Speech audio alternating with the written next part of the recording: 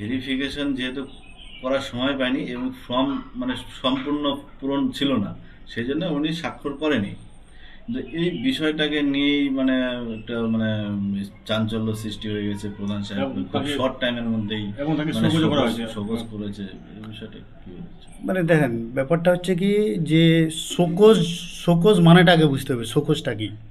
Show cause মানে হচ্ছে এটা একটা মানে যে কোনো অফিসের একটা মানে মাধ্যম, লিখিত আকারে একটা মাধ্যম হচ্ছে শোকজ করা। যদি কেউ একটা যেই দায়িত্বে রয়েছে ওই দায়িত্ব যদি পালন না করে, তাহলে ওই অফিসের যে মানে সর্বাধিক আধিকারিক রয়েছে উনি তখন শোকজ করতে পারে। তো এখানে যে ঘটনাটা ঘটেছে যে আমাদের ইসলামপুর গ্রাম পঞ্চায়েতের অন্তর্গত অজিতবাস কলোনি এরিয়ায় একজন যুবতী রোড অ্যাক্সিডেন্টে মারা যায়।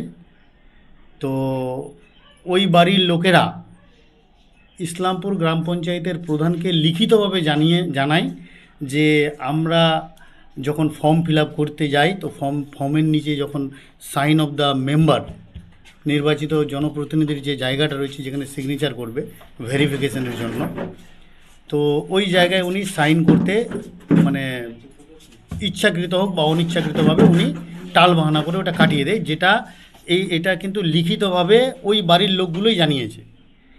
এবং কালকে যে মিডিয়া করলেন, ওনারা মিডিয়াকে ডেকেছিলেন, মিডিয়ার সামনেও সেটা বলেছে। তো এবার প্রধানের কাছে যদি কোনো লিখিত অভিযোগ আসে তখন প্রধান করেছেন কি, প্রধান সঙ্গে সঙ্গে প্রধানকে ওখানকার যে নির্বাচিত জনপ্রতিনিধি পূর্ণিমা বর্মন ওনাকে ফোন করেছেন। উনি ফোনে ওনার হাজব্যান্ড রিসিভ করেছে। ওনার হাজব্যান্ড বলছে যে না, আমরা সাইন করব না, আপনি যা করার তাই করে নেন। তখন ওই পূর্ণিমা বর্মনের নাম্বারটা পিডিও ম্যামকে দেওয়া হয়। পিডিও ম্যামও ওনাকে ফোন করে দেখেছে, তখন ফোন রিসিভ করছে না। তখন পিডিও ম্যামের পরামর্শ অনুসারে আমাদের যে আইনি প্রক্রিয়া রয়েছে, প্রধান ম্যাম তখন করেছেন কি, উনি একটা শোকজ নোটিশ পাঠিয়েছেন। যেহেতু এটা হচ্ছে পঞ্চায়েতের ম্যাটার, আর আপনারা সবাই জানেন 21 দিনের মধ্যে ডেথ সার্টিফিকেট বা বার্থ সার্টিফিকেট অ্যাপ্লাই করতে হয়। আর যদি ওটা দেরি হয়ে যায়, অলরেডি 20 তারিখে মারা গেছে, আজকে হচ্ছে আপনাদের কত তারিখ? 30 তারিখ, কালকে ছিল 29 তারিখ, তো 9 দিন অলরেডি চলে গেছে। তো এতে আরও অনেকগুলো প্রক্রিয়া আছে যে উনি সিগনেচার করে জমা দিল, তারপর আমাদের আরও কী কী কাগজপত্র রাখবে, তারপর আমরা সিস্টেমে আপলোড করে তারপর ওর সার্টিফিকেটটা পাবে। তো ওর জন্য ওকে নোটিশ করা হয়েছে। এবার শোকজ নোটিশ মানেটা ওকে বুঝতে হবে। উনি যেভাবে বলছেন যে আমাকে অপমান করলো, অপমানের কিছু নেই। উনি কেন সিগনেচারটা করেননি ওটা ওনাকে পঞ্চায়েতের প্রধানকে উনি জানাবে যে আমি এই কারণে করি নাই। উনি ড্রেস করেছে হচ্ছে বাবুপাড়া, এখানকার সদস্য অন্য আর ওনার বাড়ি যেখানে সদস্য অন্য, তাহলে ইয়েটা কে করবে? যিনি মারা গেছেন উনি কোন সংসদে থাকেন, ওনার সংসদ মেম্বার কে, ওনাকেই ভেরিফিকেশনটা করতে হবে। কিন্তু উনি আরেকটা বলেছেন যে যেই ফর্মটা নিয়ে আসছিল ওই ফর্মে হাজব্যান্ডের জায়গায় হাজব্যান্ডের নাম ব্ল্যাঙ্ক ছিল, যার জন্য উনি সই করেননি। হ্যাঁ, তো সম্পূর্ণ ফর্মটা ফিল আপ ছিল না। এবার কেন উনি জিজ্ঞেস করবে ওনাকে? ওটা তো ওনার দায়িত্ব, উনি ওখানকার জনপ্রতিনিধি। আমার সংসদে যদি কেউ মারা যায় তো আমি অ্যাজ এ নির্বাচিত জনপ্রতিনিধি হিসাবে আমার প্রথম কর্তব্য থাকবে, আমি তখন ভুলে যাব কে কোন পার্টি করে। আমার প্রথম কাজ হচ্ছে ওই বাড়িতে যাওয়া, ওনাদেরকে মানসিকভাবে সহযোগিতা করা।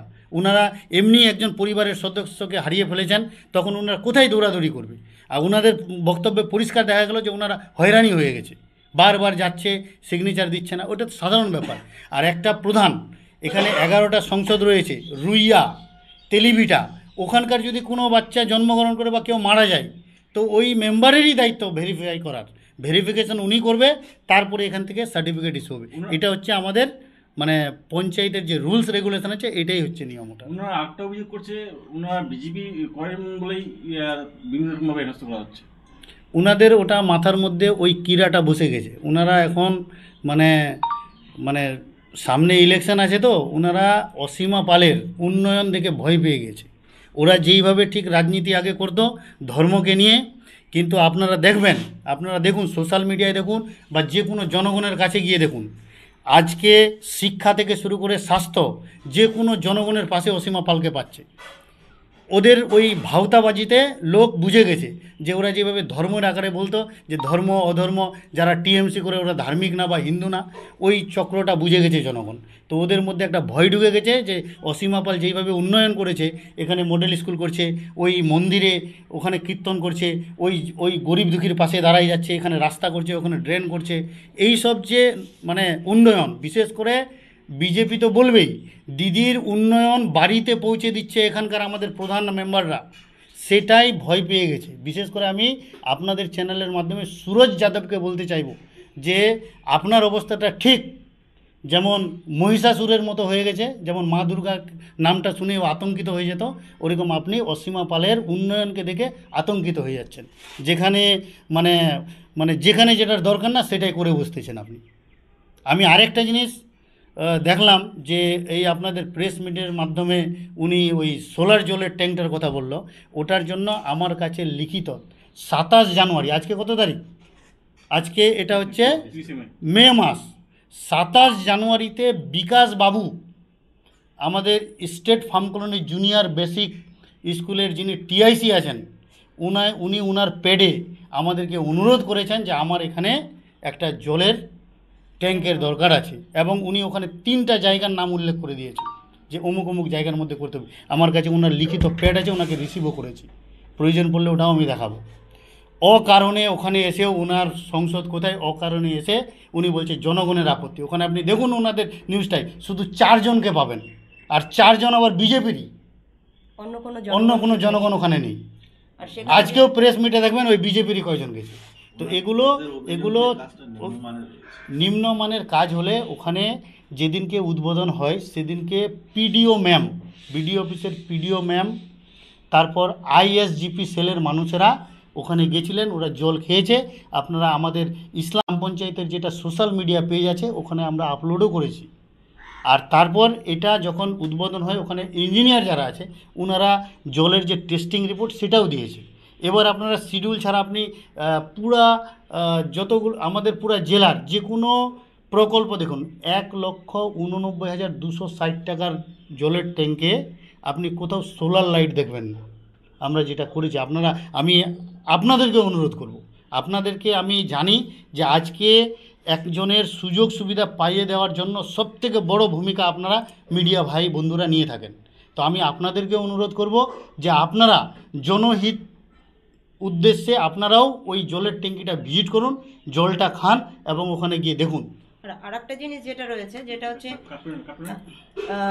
ওখানে 1000 লিটারের জলের ট্যাঙ্ক সেদিনই বসানো হয়েছিল, কিন্তু ওরা দেখে বলেছে মনে হচ্ছে আমাদের যেটা 1000 লিটারের নয়।